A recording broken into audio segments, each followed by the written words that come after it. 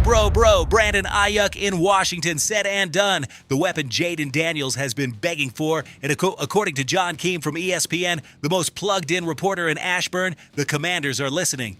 This is not some Twitter rumor, fam. This is real deal info from inside the building. And look, today we have 3 stories that are about to blow up the DMV. Number 1 is this: Jayden recruiting the college brother to come to Washington and flip everything on its head.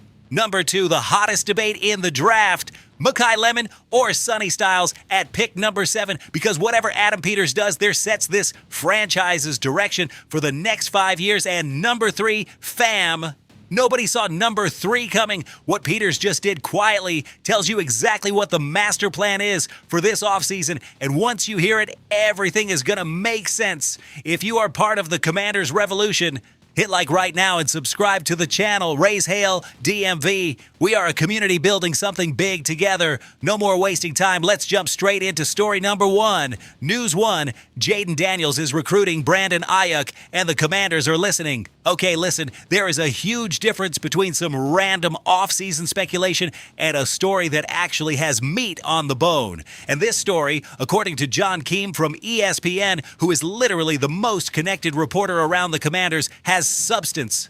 It has context. It has weight, because Keim does not put stuff out there without a real foundation. When Keim says the feeling inside Washington is that they feel good about the possibility of Brandon Aiyuk, and the Jayden Daniels is working hard behind the scenes to make it happen, fam, that is not a rumor. That is a real window into what is happening inside the building. First, let's put Aiyuk in context, because this story has a lot of layers.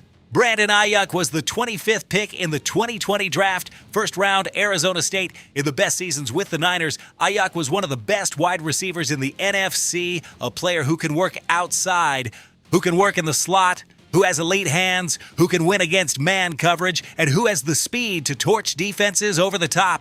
In 2024, before everything broke down with San Francisco, Aiyuk was widely seen as a top 10 receiver in the league, and right now Aiyuk is on the market, available, waiting for somebody to make the right call, and the situation with the Niners has already hit the point of no return. The San Francisco GM, John Lynch, has already gone on record saying Aiyuk played the last snap with that team. It is done. The only question is how this ends, whether somebody trades for Aiyuk first, or whether the Niners cut Aiyuk with a post-1st of June designation to save cap money. Either way, Aiyuk is going to be free, and everybody around the league knows exactly where Aiyuk wants to go. Aiyuk wants to play with Jayden Daniels, the college teammate, the longtime friend, and that, bro, is an edge nobody else in the NFL has in this conversation. Think for a second about what that means tactically. Aiyuk and Daniels already have built-in chemistry, not some preseason chemistry, not OTAs chemistry, real chemistry, built over years playing together, reading each other, knowing each other's tendencies. When Jayden rolls out to the right and needs the receiver to adjust the route, Aiyuk already knows. There is no thinking about it. That shows up on the field in a way you cannot fake in training camp. That is a real competitive advantage from day one, and Daniels is using that edge. According to the report, the quarterback is actively pushing for this move behind closed doors. Bro, picture Jayden Daniels on the phone with Aiyuk saying, "Come out here. Let's do something special in D.C." Because that is exactly what is going on. And what that kind of move tells the fan base is something that honestly gets me hyped beyond the football piece. Jayden Daniels is turning into a leader. A leader who does not just ball out on Sundays, but works to make the entire squad better off the field. That is what Super Bowl quarterbacks do, fam. Now, we have to be real about the risks, too. Because Peters is not a GM who ignores reality. Aiyuk has not played a single snap of competitive football since Week 7 of the 2024 season. That is a long time away from game speed. Coming back from a serious injury, getting back into rhythm, adapting to a brand new system, all of that is real. And the fractured relationship with San Francisco created character questions that still do not have a clean answer. Nobody outside that building knows exactly what went down with the Niners. Maybe it was a fit issue, communication, expectations that were not met, or maybe it was something more complicated. But here is the factor that changes Peters' calculus. This front office already knows Aiyuk up close. Peters was in the San Francisco front office when they developed this player. Peters knows exactly what Aiyuk is made of, knows how Aiyuk works, how Aiyuk competes, how things are in the locker room, and the report specifically points out that Aiyuk is viewed as a good teammate who commands respect in the locker room. That is Peters talking to sources who know this player deeply. That is not speculation. That is real intel. The contract structure that makes sense here, and the report mentions it, is a one-year, prove-it style deal loaded with incentives. That protects the Commanders if Aiyuk does not get back to that elite level from before the injury.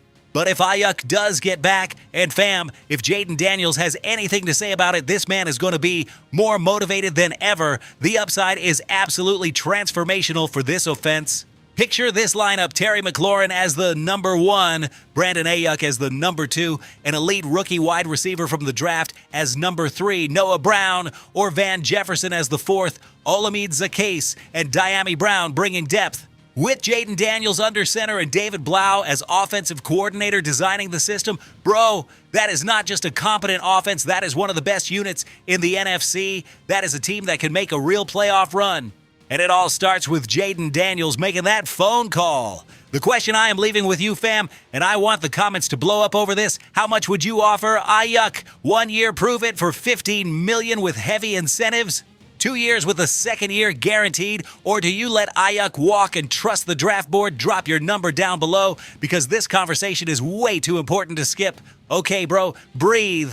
Because we just talked about what might be the biggest free agency swing Washington can take, but now comes the other giant question. If Aiyuk actually shows up, what do you do with pick number 7? Because that debate is just as heated, and what the analysts are saying is going to surprise you.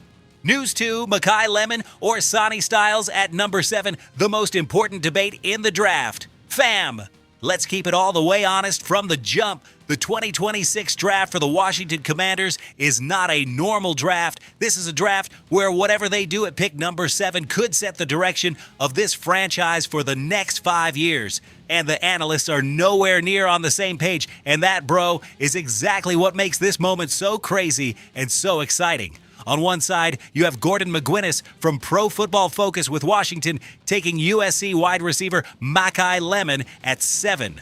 On the other side, Todd McShay from The Ringer has the Commanders grabbing Ohio State linebacker Sonny Styles. 2 experts, 2 totally different philosophies on how to build a winner, and both of them are making arguments you cannot just hand wave away. So let's hit both sides. Let's start with Makai Lemon, because this kid's story is one I love from day one. Lemon did not roll into USC as the 5-star golden child everybody was watching, came in as a backup, somebody who had to fight for every snap, every target, every chance to get on the field. And when Lemon finally got that shot, bro, this dude blew up in a way almost nobody saw coming. In 2025, Lemon caught 79 passes for 1,156 yards, 8th most receiving yards in the entire FBS, and 11 touchdowns. That performance brought home the Biletnikoff Award, basically the Heisman for wide receivers, and the PFF grade of 91.4 was the best among 432 college receivers who qualified, the best in the country, period. Now, what makes Lemon special is not just the box score, it is how Lemon puts those numbers up. Lemon operated mainly out of the slot. About 70.6% of the snaps came from there, and Lemon was absolutely dominant in that role. A 90.3 grade from the slot, 5th best among every receiver in the FBS. The passer rating when quarterbacks threw Lemon's way was 109.8, 5th best among all receivers in college ball. And listen to this, an AFC scouting director told Lance Zierlein from NFL.com that Lemon could be one of the 10 best slot receivers in the league from the first day of training camp, day 1. Not by the end of the rookie season, day 1 of camp. The comp you keep hearing is Amon-Ra St. Brown from the Lions. And fam, sit with that for a second. Amon-Ra fell to the 4th round because the league slept on that talent.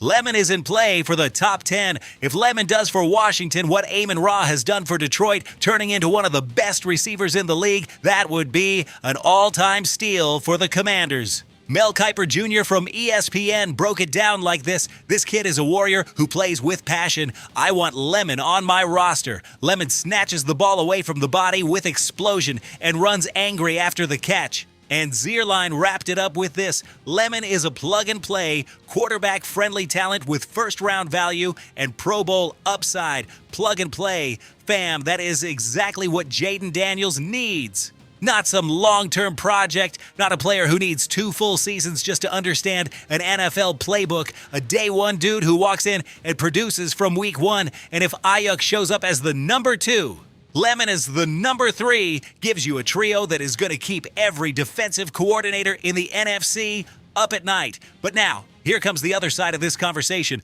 Sonny Styles from Ohio State has an equally strong case you just cannot ignore. McShay has Styles slotted to Washington at 7, and when you look at this kid's numbers, you start to understand why. 6 feet 5 inches tall, 244 pounds, wingspan of 81 inches. 10-inch hands, the biggest linebacker at the 2026 Combine. Styles ran the fastest 10-yard split among all linebackers, 1.56 seconds, tied for the fastest 40-yard dash by a linebacker at 4.46, vertical of 43.5 inches, and a broad jump of 11 feet and 2 inches. Fam, those are not normal linebacker numbers. That is a lab-built athletic freak designed specifically to wreck offenses. And McShay is absolutely right about something that cannot be ignored. Washington's defense finished dead last in total yards allowed last season. That is flat out unacceptable. Even though the Commanders brought in Leo Chenal from the Chiefs, and even though Durante Jones is installing a whole new system, Sonny Styles would be the centerpiece that completely resets that side of the ball. McShay calls Styles a versatile, dynamic chess piece who fits any culture. And what gets me the most fired up is that Styles has legit coverage chops. Styles played safety before transitioning to linebacker. That means Styles can match up with tight ends, chase slot receivers, blitz off the edge, and drop into coverage. That is exactly what Durante Jones needs in this scheme. Speaking of Jones's scheme, here is the context that takes this whole conversation up a level. The new DC spent the last 4 seasons in Minnesota and the last 3 working with Brian Flores, one of the sharpest defensive minds in the league right now. The Flores-style system is known for being extremely blitz-heavy. The Vikings blitzed on 44.3% of their defensive snaps in 2025, almost 11% more than any other team in the league. They lean on 2 deep and 4 deep fire zones that do not look like what most of the league is running. And the problem with that style, like Brett Coleman broke down perfectly, is that it flat out does not work if you do not have at least one linebacker who can really cover. Sonny Styles looks like that role was built specifically for Styles. So here's the real question, fam. If Aiyuk gets here, does Washington turn around and grab Styles at 7 to flip the defense overnight? Or if Aiyuk does not show up, do they go get Lemon at 7 to make absolutely sure Jayden has the weapons needed to grow?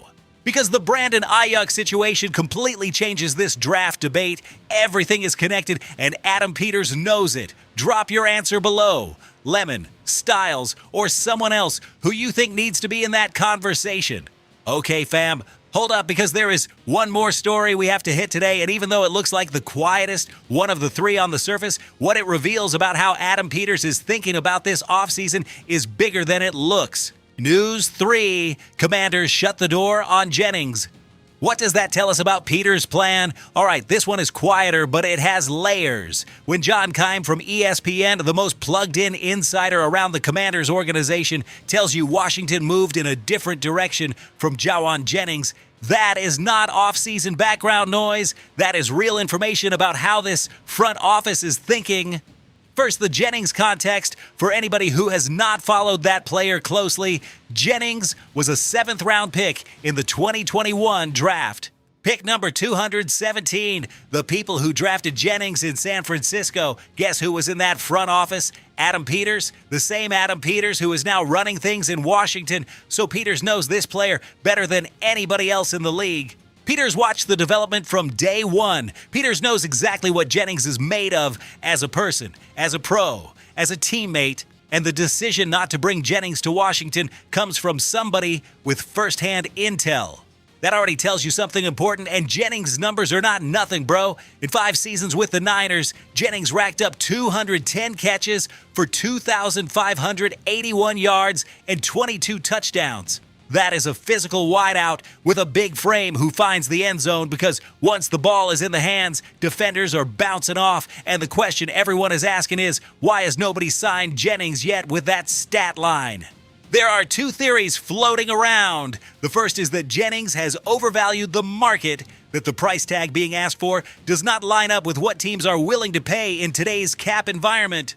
The second is a little more uncomfortable. There was a flare-up with Trayvon Moehrig from the Panthers. There was a verbal situation with Shelby Harris from the Browns, and in the NFL, fam, reputation matters. Especially when the whole project is about building a new culture, and that is exactly the mission in Washington right now. Building an identity, a standard, a winning culture that did not exist 2 years ago. Dan Quinn has been crystal clear about that. And if Peters feels like Jennings might be even a small culture risk, the decision is pretty understandable. But let me be honest, there is a third reason this move makes perfect sense right now, and it ties directly back to the Aiyuk storyline. If Peters feels like there is a real shot Brandon Aiyuk is going to land in D.C., and Keem's reporting suggests there is real confidence about that inside the building, then spending money on Jennings would clog up the cap structure without giving you the actual upgrade you're looking for. Why sign Jennings for $8 or $10 million if you believe Aiyuk is going to shake free in June on a prove-it deal? That would be double spending on the same positional need while still not solving the problem at the top of the depth chart. And what Peters is showing with this call and with the offseason overall is one specific thing: strategic patience. Peters is not reacting to the noise. Peters is not grabbing big names just to quiet critics or win March headlines. Peters is building with intent, with a clear plan, fully aware that the draft is 1 month away and that the front office can find exactly what it needs there. That is not a GM flailing around. That is a GM who knows exactly what the board looks like. Now, the other side, and it has to be said, is that if Aiyuk does not show, if the draft does not drop the wide receiver this roster needs, and if the season kicks off with McLaurin as the only true weapon in the receiver room, that is going to be a real problem for David Blau and for Jayden Daniels. The Commanders cannot afford another year where the number 2 wideout on the depth chart is one giant question mark. So the pressure is on Peters to make sure at least one of these options, Aiyuk or the draft, actually hits in the next 2 months. Dyami Brown and Van Jefferson Jr. are on the roster, and both can help, but neither of them is the long-term answer. Those are role players, depth bodies, not the kind of playmaker who is going to open up the field so Jayden Daniels can operate at the highest level. And Peters knows it. The Jennings decision is not a mistake. It is one move inside a bigger plan, and over the next 30 days, we're going to see exactly what that plan is. So the question for you, fam, do you trust Peters to fix the wide receiver problem before the season kicks off? Or do you think the Commanders are flirting with the risk of going into 2026 with the same offensive weakness that sank them last year? Drop your take below, because this conversation has a lot of layers and I want to hear every angle. Fam, what we are living through right now with the Washington Commanders is exactly the kind of offseason fans have been dreaming about for years. Every day there's a new storyline. Every day the team moves with intention. Every day the vision for what 2026 could be gets clearer and more exciting. Jayden Daniels out here recruiting the college teammate. Adam Peters making smart, calculated calls. Durante Jones building a defense that could turn Washington into a nightmare matchup for any NFC offense. And that 7th overall pick sitting there as the catalyst for all of it. 3 stories, 3 different layers of the same puzzle. Brandon Aiyuk connected to the draft board, the draft tied straight into the defense connected to the culture Quinn and Peters are putting in place. Everything is connected, bro. And the choice on how to use pick 7, depending on whether Aiyuk gets here or not, that is what is going to decide whether the Commanders are ready to jump back into the playoff conversation in 2026 or need one more year of building. So fams, if you made it this far, you already know the move. Drop a like right now, subscribe if you have not yet, and hit the comments with the 3 big questions of the day. Would you sign Aiyuk? And for how much? Lemon or Styles at 7? And do you believe Peters is going to fix the wide receiver room before week 1? 3 questions, 3 answers from you, 1 single comment. See you in the next video. HTTR, always